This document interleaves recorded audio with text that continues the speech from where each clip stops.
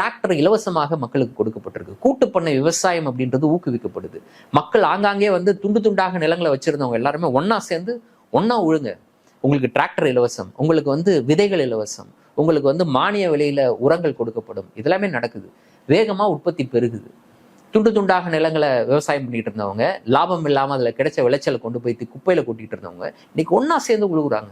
நாட்டினுடைய உற்பத்தி மிகப்பெரிய அளவுக்கு பெருகுது. அப்போ கூட்டாக ஒரு வேலை செய்யும் பொழுது அவங்க சிந்தனையிலும் மாற்றம் ஏற்படும். அந்த சிந்தனை மாற்றம் தான் வந்து எதை பற்றி யோசிக்கும்னா, அவனும் என்னை போல ஒரு சக உயிர்தான், அவனும் வாழணும் நானும் வாழணுன்ற எண்ணத்தை உருவாக்கும். சின்ன வயசுல நான் படிச்சிருக்கேன். சோவியத் வந்து ஸ்ட்ராங்கா இருந்த டைம்ல நம்முடைய பாடத்திட்டங்கள்லாம் வந்து சோவியத்தினுடைய பல விஷயங்களை நம்முடைய பாடத்திட்டங்களை சேர்த்து வச்சிருப்பாங்க. கூட்டுறவு அப்படின்ற ஒரு பாடத்திட்டமே இருந்துச்சு. நான் படிச்ச எனக்கு ஞாபகம் இருக்கு. தனியாக நான் என்னை வந்து இந்த சமூகத்துல இருந்து தனியாக பிரிச்சு பார்க்க மாட்டேன். எல்லாரும் சேர்ந்ததுதான் சமூகம், அவன் இல்லாட்டினா நான் இல்லைன்னு யோசிக்க வைக்கும் எனக்கு. அப்போ அந்த மாதிரியான நிலைமை எல்லாத்தையும் அங்க இன்னைக்கு கொண்டு வர்றாரு அவர், அந்த வேலையெல்லாம் செய்யறாரு. அப்போ மக்கள் அதனாலதான் அவர் வந்து பாதுகாக்கிறாங்க. தாமஸ் சங்கராவினுடைய ஒரு உருவமாக அவரை பார்க்கிறாங்க. ஆகவே மக்கள் இருக்காங்க பாதுகாப்பதற்கு.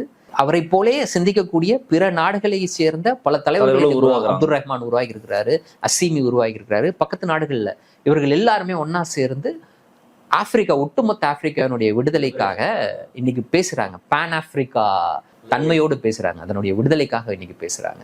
சோ அது சாத்தியமாகுமா அப்படின்னா நீங்க சொன்ன மாதிரி ஒரு 2-3 வருஷம் வெயிட் பண்ணுவோம், நம்ம வெயிட் பண்ணி பார்ப்போம்.